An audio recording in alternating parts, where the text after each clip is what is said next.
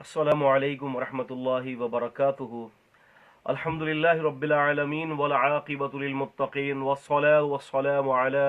اشرف الانبیاء والمرسلین وعلی آلہ وصحبہ اجمعین، اما بعد، قال النبی صلی اللہ علیہ وسلم من یرد اللہ بہ خیرا یفقہہ فی الدین۔ رب اشرح لی صدری ویسر لی امری واحلل عقدۃ من لسانی یفقہوا قولی۔ معزز ناظرین اکرام، السلام علیکم ورحمۃ اللہ وبرکاتہ۔ ایک بہت ہی ضروری اور حساس مسئلے کی طرف جو ہے وہ توجہ دلانا مقصود ہے۔ اللہ اکبر کبیرہ۔ آپ یہ دیکھیں کہ ہمارے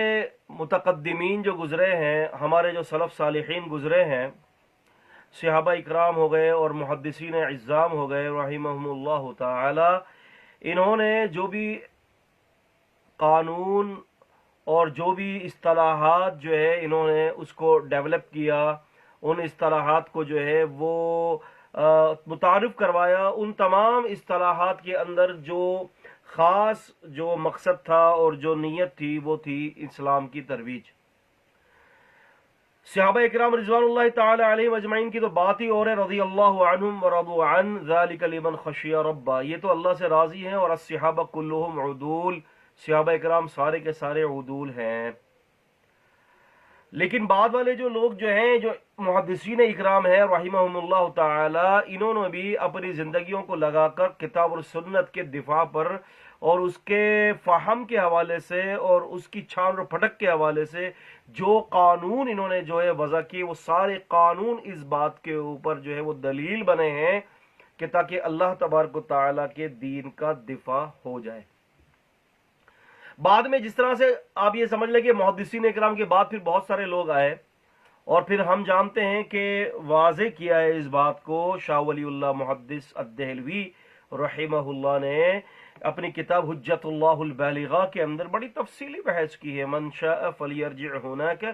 کہ انہوں نے وہاں پر جو ہے وہ اس بات کے بارے میں بتایا کہ مسلک کی پروری جو ہے اور مسالک کی جو ترویج ہے وہ 4 صدی ہجری کے بعد جو ہے وہ وجود میں آئی۔ عزیزان گرامی، مسئلہ یہ ہے کہ اصول فقہ، حدیث کو سمجھنے کے لیے، کتاب اور سنت کو سمجھنے کے لیے جو اصول فقہ جو ہے، جو اس کے جو اصول ہیں، اس کے جو معاملات ہیں، آپ یہ سمجھ لیں امام شافعی رحمہ اللہ نے جو رسالہ لکھی ہے، جو کتاب سمجھ لیں کہ علوم حدیث کے حوالے سے بھی، اور جو ہے وہ اس کے اندر فقہی بڑے مسائل ہیں، انہوں نے بہت زیادہ اس کے اندر جو ہے وہ اس علوم کے اوپر توجہ دلائی ہے۔ لیکن امام شافعی رحمۃ اللہ علیہ نے جس دور کے اندر رسالہ جو لکھا ہے، ان کا مقصد اور ان کی نیت کیا تھی کہ وہ یہ تھا کہ بات یہ ہے کہ انسان اصول فقہ کے اندر اور اصول حدیث کے اندر صحیح بات کو سمجھ لے کہ رسول اللہ صلی اللہ علیہ وسلم کی حدیث کی تصحیح اور تضعیف کے لیے کون کون سے عوامل ہیں، یعنی یہ پورے پرخلوص تھے کہ اس کتاب کے پیچھے جو ہے وہ نیت یہ تھی کہ اللہ تعالی کے دین کو فائدہ ہو۔ اس کے بعد عزیزان گرامی ایسے لوگ پیدا ہو گئے کہ جنہوں نے ایسے اصول مرتب کیے ہیں اور ایسی کتابیں مرتب کی ہیں کہ آپ یہ سمجھ لیں کہ جو اصل جو مغز تھا نا اصول فقہ کا، وہ اس کے اندر الجھن کا شکار ہو گیا ہے۔ اصول بزدوی دیکھ لیں، اصول شاشی دیکھ لیں، اصول کرخی دیکھ لیں، اس قسم کی کتابیں ایسی لکھی گئی ہیں کہ اس کے اندر آپ یہ سمجھ لیں کہ اسلام کا کوئی دفاع اور نہ ہی کوئی خاص علمی فائدہ نظر آتا ہے، اس میں کوئی علمی فائدہ نہیں ہے۔ اب ان اصولوں کی کتابوں کے اندر اگر آپ شروع سے آخر تک پڑھیں تو اس کے اندر جو خلاصہ نکلتا ہے وہ کیا ہے؟ وہ خلاصہ یہ ہے کہ بات یہ کہ ان کے مذاہب اور اماموں کے کچھ اقوال ایسے ہیں کہ جو کہ واضح طور پر سنت کے خلاف ہے، واضح طور پر نصوص قطعہ کے خلاف ہے۔ انہوں نے ایسے اصول بنا لیے، ایسے اصول مرتب کر لیے کہ وہ اصولوں کو مرتب کرنے کی جو وجہ جو تھی، مین بیسک ریزن جو تھا وہ یہ تھا کہ ان اصولوں کے تحت جو ہے ان فتاووں اور ان مذاہب اور مسالک اور اماموں کے قول کا دفاع ہو جائے۔ آپ دیکھیں علامہ کرخی نے اصول میں ذکر کیا ہے کہ جو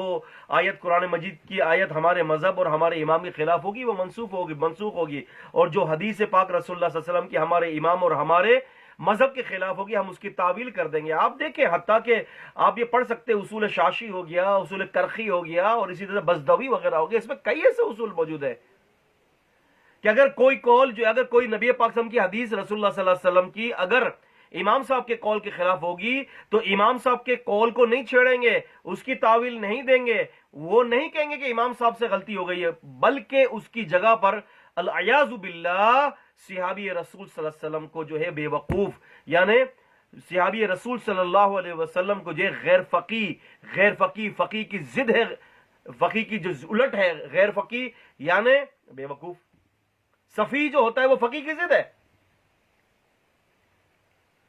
تو ہونا یہ چاہیے تھا کہ اپنے مذہب کے اصول کو تبدیل کرو, لیکن انہوں نے ایسا نہیں کیا. اس قسم کی کتابیں لکھ کر حقیقت کے اندر ایسے ایسے اصول مرتب کیے گئے, عزیزان گرامی, ایسے ایسے اصول بنائے گئے کہ ان اصول کے اندر اپنے مذاہب, اپنے مسالک اور اپنے اماموں کی خامیوں کو چھپانے کے لیے اصول مرتب کیے گئے. اور آج آپ دیکھیں کتابوں پر کتابیں لکھی گئی, ان کے حاشیے چڑھائے گئے, ان کی شروحات کی گئی, شروحات پر حاشیے چڑھائے گئے, حاشیے پر حاشیے چڑھائے گئے, پھر اس کے بعد تعلیقات باندھی گئی, پھر حاشیے چڑھائے گئے. کہاں کا متن کہاں غائب ہو گیا, اصل عبارت کہاں گئی کچھ پتہ نہیں ہے. رسول اللہ صلی اللہ علیہ وسلم سے مثال کے طور پر پوچھا تھا اللہ کے رسول صلی اللہ علیہ وسلم سے ایک صحابی نے, عمر رضی اللہ عنہ نے, کہ میں نے جو ہے ایک رات کی نیت کی ہے زمانے جاہلیت میں اعتکاف کی, میں کیا پورا کروں؟ آپ نے فرمایا اپنی نظر کو پورا کر. اب انہی مسلک پرور لوگوں نے کہا کہ ہمارے امام نے کہا ہے کہ جائز نہیں ہے ایک دن یا ایک رات کا اعتکاف, لا یجوزن, وہ جائز نہیں ہے, جبکہ اللہ کے رسول نے جائز قرار دیا. آپ نے فرمایا ٹھیک ہے اپنی نظر کو پورا کرو عمر, ایک دن یا ایک رات کے جو بھی ان کے اعتکاف کی نیت تھی, آپ نے فرمایا اپنی نظر کو پورا کر. لیکن کہنے لگے کہ امام ابو حنیفہ, وقال ابو حنیفہ رحمت اللہ علیہ لا یجوز, امام ابو حنیفہ فرماتے کہ جائز نہیں ہے. اب اس قسم کی باتیں جب ہوں گی تو امت میں تفرقہ نہیں پھیلے گا, تو کیا اتحاد کی فضا قائم ہوگی؟ تو عزیز دوستوں, بات یہ ہے کہ اس قسم کے اصول ایسے مرتب کیے گئے کہ اگر ہم اس کے پیچھے دیکھتے ہیں ان اصولوں کے, بہت بھیانک اور بہت خطرناک مقاصد سامنے آتے ہیں. جائیے آپ دیکھیں اصولوں کی کتابیں پڑھیں, اس کے شروع سے اس کی الف سے لے کر اس کی یا تک جو ہے آپ پڑھیں, اس کو دیکھیں.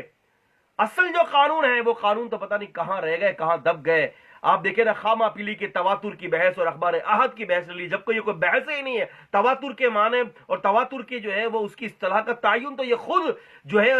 ہے وہ فقہی اصولوں کو ماننے والے نہیں کر سکے کہ انہوں نے کوئی تعین ہی نہیں کیا اس کا. اور تواتر کی بحث خامہ پیلی اصول فقہ کے اندر لگا دی ہے اخبار احد کے اوپر, جبکہ امام بخاری رحمہ اللہ نے اخبار الاحاد کے حوالے سے صحیح بخاری کے اندر یہ رد کیا ہے کہ خبر واحد دلیل حجت ہے. لیکن ایسے ایسے قانون وضع کیے گئے, میں آپ کو بتاؤں گا, آپ پریشان ہو جائیں گے. تو دوستوں اور بھائیوں, میرے بات یہ کہ اصل مراجع کی طرف رجوع کریں, اصل چیز کی طرف رجوع کریں, کتاب اور سنت کی طرف رجوع کریں. الاعتصام بالکتاب والسنہ هذه مهمة جدا. کتاب الاعتصام بالکتاب والسنہ, قرآن و حدیث کے سب تھامے رہنا یہ بہت ضروری ہے. تو لہٰذا باتیں تو بہت ساری ہیں, اسی پہ اکتفا ہے کہ کتاب اور سنت کی طرف مراجعت کریں, اور متقدمین میں جو محدثین تھے کوشش کریں کہ زیادہ تر ان کی کتابوں سے استفادہ کریں. اللہ تعالی ہمیں اور آپ کو ان جہبذہ محدثین کی خدمات کو پڑھنے کی توفیق عطا فرمائے, ہمیں دین اسلام پر قائم رکھے. السلام علیکم ورحمۃ اللہ وبرکاتہ.